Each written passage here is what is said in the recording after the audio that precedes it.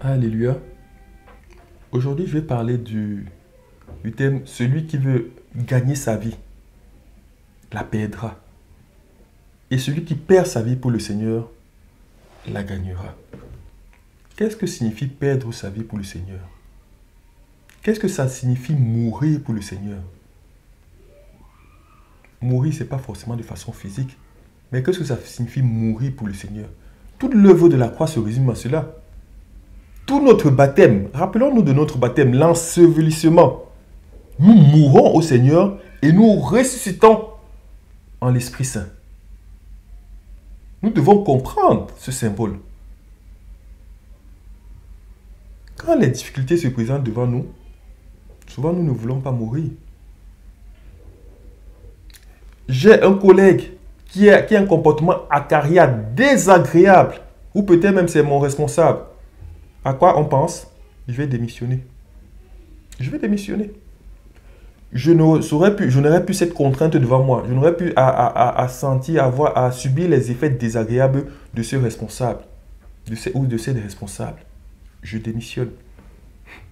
Or, le Seigneur veut toucher quelque chose dans notre cœur.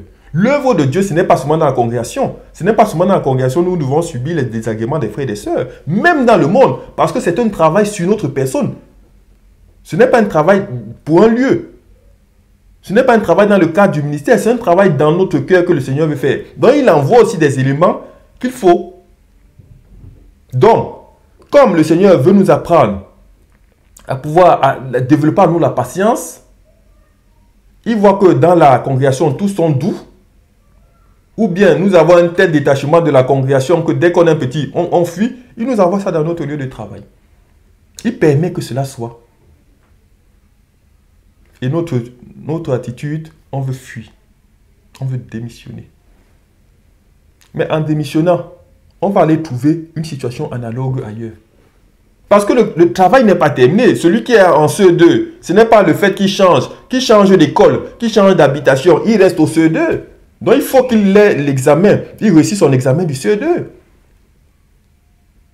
Ok, ça a été déplacé dans tel travail. On déplace aussi dans l'autre travail, puisqu'on a démissionné. On veut encore quitter de là-bas. Bon, ça vient maintenant à la maison. Il y a une tante, il y a une belle-mère. Il y a un beau-frère. Voilà encore la situation qui est devant. Le Seigneur veut qu'on la traverse. Quand on a validé le CE2, quand on a validé cette classe, après quand on voit, le Seigneur n'a plus besoin de nous envoyer des personnes comme cela. Sauf peut-être dans une autre dimension, mais il n'a plus besoin parce que c'est qu'on a validé. Parce qu'on a laissé une partie de nous mourir. Parce que quand on a écouté même le début d'une insulte, on s'enflammait. Mais après, là, on peut écouter même quelqu'un, il est assis, il nous insulte, il nous insulte, il nous insulte, on l'écoute. Quand il termine, poliment, on dit, ok, j'ai compris, merci. On prend notre chemin. On continue ses activités tranquillement. On a validé cette étape. Ou bien, on a entendu, on s'est fortifié en disant, Seigneur, fortifie-moi. Il nous insulte, Seigneur, fortifie-moi. J'en implore ta grâce. Et à un moment, notre esprit s'illumine. Il est en train de nous maudire. Mais pendant qu'il nous maudit, la lumière de Dieu descend sur nous. Et nous ne percevons même plus cette parole. Et nous sommes là, nous sommes dans la joie. Béni soit le nom du Seigneur.